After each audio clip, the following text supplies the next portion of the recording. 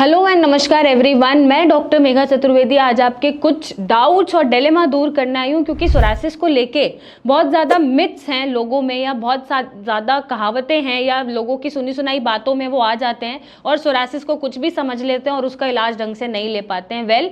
आज हम उन सारे मिथ्स और उन सारे डिलेमा और उन सारी बातों का जवाब देने आए हैं जो अंदर ही अंदर आपको सोरासिस के बारे में कंफ्यूज कर रही हैं और आपको सोरासिस से ठीक होने नहीं दे रही हैं। तो सबसे बड़ा मिथ पहला यही है कि सोरासिस सिर्फ स्किन को ही इफेक्ट करता है। हालांकि उसका टारगेटेड ऑर्गन स्किन ही है, बट ये बिल्कुल सही नहीं है कि वो सिर्फ स्किन को ही अफेक्ट करता है। जब सोरासिस डीप सीटेड हो जाता है, क्रॉनिक हो जाता है, तो वो आपके जॉइंट्स को भी अफेक्ट करना शुरू कर देता है। आपने बहुत पेशेंट देखे होंगे जिनके हाथ पैर भी मुड़ जाते हैं, डिफॉर्मिटी हो जाती है और जॉइंट्स पेन तक उनका सोरासिस पहुंच जाता है। तो स्किन उसका पहला टारगेट रहता है अफेक्ट करने का, बट धीरे धीरे अगर आप उसका ढंग से इलाज नहीं ले रहे हैं और वो बढ़ता जा रहा है तो वो जॉइंट्स तक भी कुछ सालों बाद पहुंच जाता है और सोराटिक आर्थराइटिस बना लेता है। दूसरा ये मिथ है कि सोरासिस सिर्फ अडल्ट्स में होता है या बड़े लोगों में होता है या 20 ईयर्स के बाद होता है। ऐसा बिल्कुल नहीं है। मेरे पास खुद ऐसे पेशेंट हैं 2 साल के, 6 महीने के, 1 साल के, 5 साल के, 7 साल के, जिनको मैं ट्रीट कर रही हूँ और काफ़ियों को मैंने सोरासिस फ्री कर दिया है। सोरासिस सिर्फ बड़ों में नहीं होता, ये बच्चों में भी पाया जा सकता है, किसी भी एज में पाया जा सकता है, चाहे वो 60 अबव हो, चाहे वो 10 ईयर्स के नीचे हो। तो psoriasis can affect you anywhere और can affect anybody at any age. तो ये मिथ आप अपने दिमाग से निकाल दीजिए। थर्ड, ये बहुत बड़ा मिथ है कि सोरासिस सिर्फ एक स्किन रैश है। अगर ये स्किन रैश होता तो ये सोरासिस नहीं होता, डर्मेटाइटिस होता। ये बिल्कुल एब्सोल्युटली गलत है। सोरासिस एक ऑटोइम्यून क्रॉनिक स्किन डिसीज है जहाँ पे आपके स्किन सेल्स का इन्फ्लेमेशन होता है और डेड स्किन मल्टीप्लिकेशन इतना करती है कि वो शेड ऑफ होती रहती है। तो ये सिर्फ एक स्किन रैश नहीं है।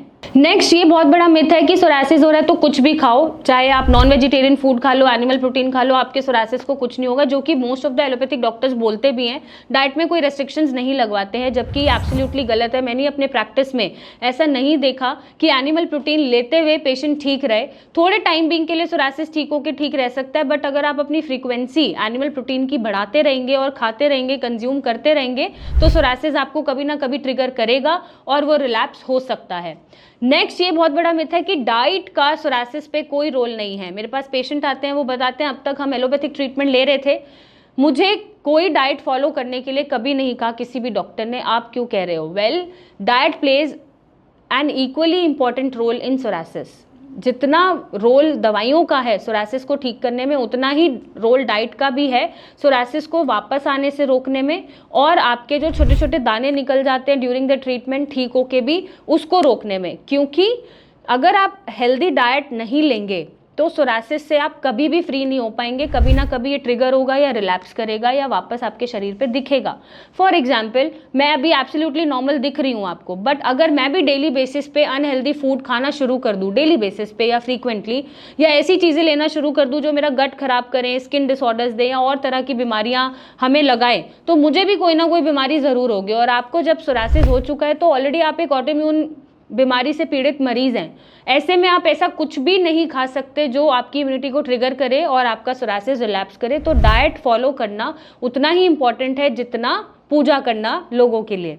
नेक्स्ट, ये बहुत बड़ा मिथ है सोरासिस में कि सोरासिस है तो एक्सरसाइज नहीं कर सकते, जॉग नहीं कर सकते, आपको बस बैठे रहना है। नहीं, आप सोरासिस में जितना वर्कआउट कर सकते हैं। अगर आपका सिम्टम्स कंफर्ट लेवल पे हैं तो आप एक्सरसाइज करें, अगर आपको पेन नहीं है तो आप एक्सरसाइज करें, अगर आप नॉर्मली स्वेटिंग और इचिंग से भी परेशान हो रहे हैं तो भी चल जाएगा। क्योंकि जितना आप एक्सरसाइज करेंगे उतना ही आप एक सेंस ऑफ पीस क्रिएट करेंगे अपने माइंड में, ज़्यादा नहीं सोचेंगे, पॉजिटिव एक हैप्पी हार्मोन रिलीज होगा जो आपको आपकी बीमारी के लिए, ट्रीटमेंट के लिए पॉजिटिव करेगा, और आपका मेटाबॉलिज्म इन्हांस होगा जिससे आपका गट सिस्टम हेल्दी रहेगा। तो जब ये सारी चीज़ें आपकी मिलके सोरासिस को ठीक करने में काम करेंगी तो सोरासिस की रिकवरी की जो स्पीड है वो बढ़ जाएगी। नेक्स्ट, ये बहुत बड़ा मिथ है कि अगर मेरी फैमिली में सोरासिस नहीं है तो मुझे भी सोरासिस नहीं हो रहा है, या मुझे सोरासिस हो रहा है तो वो क्यों हो रहा है क्योंकि मेरे पेरेंट्स को सोरासिस नहीं है। ऐसा ज़रूरी नहीं है कि अगर आपको सोरासिस हो रहा है तो आपके पेरेंट्स में सोरासिस ही मिले और कोई ऑटोइम्यून डिसऑर्डर मिल सकता है, या 3 जनरेशन पीछे भी कोई ना कोई ऑटोइम्यून डिसऑर्डर मिल सकता है, और वो चाहे सोरासिस हो चाहे और कोई ऑटोइम्यून बीमारी हो, अगर वो आपकी 3 जनरेशन्स में रन कर रही है तो वो आपको दिख सकती है। और अगर वो जनरेशन्स में नहीं भी दिख रही या फर्स्ट डिग्री रिलेटिव में नहीं भी दिख रही तो भी आपका जीन म्यूटेट हो सकता है आपकी जनरेशन में और आपको सोरासिस दिख सकता है। तो हिस्ट्री इज़ इम्पॉर्टेंट। ये ऐसा होता है कि मैक्सिमम पेशेंट में हमें हिस्ट्री मिलती है ऑटोइम्यून बीमारी की, बट अगर नहीं भी मिल रही है तो ऐसा ज़रूरी नहीं है कि सोरासिस आपको नहीं हो सकता क्योंकि आपकी जनरेशन्स क्लियर है। अगर आपका लाइफस्टाइल बहुत अनहेल्दी है, बहुत स्ट्रेसफुल आप रहते हैं और आपकी इम्यूनिटी हैम्पर हो रही है, ट्रिगर हो रही है, तो आपको भी सोरासिस हो सकता है। अगर आपका जीन पॉजिटिव आ रहा है, चलिए B27 जीन पॉजिटिव आ रहा है और वो म्यूटेट हो चुका है, तो आपसे भी सोरासिस की शुरुआत आपकी पीढ़ियों में हो सकती है। नेक्स्ट, ये बहुत बड़ा मिथ है कि सोरासिस सिर्फ नेचुरल रेमेडीज से क्योर हो जाता है। नहीं, नेचुरल रेमेडीज आप यूज़ कर सकते हैं एक अपने सिम्टम्स को रिलीव करने के लिए, डिस्कम्फर्ट को ठीक करने के लिए, अपनी इरिटेशन को कम करने के लिए, स्किन को स्मूथ करने के लिए। बट अगर आप उसको हमेशा के लिए ख़त्म करना चाहते हैं या चाहते हैं वो नहीं दिखे, ख़त्म हो जाए, तो उसके लिए एक proper treatment and lifestyle corrections बहुत ज़रूरी है, तभी आप अपने सोरासिस को हमेशा के लिए ख़त्म कर पाएंगे। लास्ट, एक बहुत बड़ा मिथ है पेशेंट में कि सोरासिस अपने आप ही ख़त्म हो जाएगा। ऐसा नहीं होता।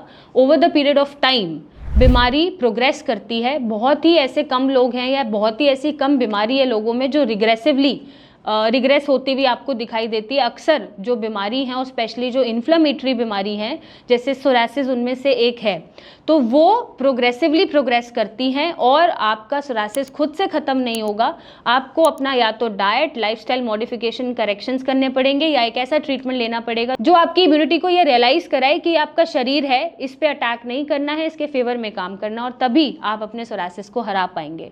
और अगर नहीं हरा पा रहे हैं या कुछ भी ऐसी चीज़ है जो आपको शायद ढूंढने में मुश्किल हो रही है या क्वेश्चन के आंसर नहीं मिल रहे, तो आप हमसे जुड़ सकते हैं। कमेंट करिए, मेरी टीम से बात करिए कॉल करके, या मुझसे मिलने आइए और अपने सोरासिस को हमेशा के लिए ख़त्म करें। Thank you and take care.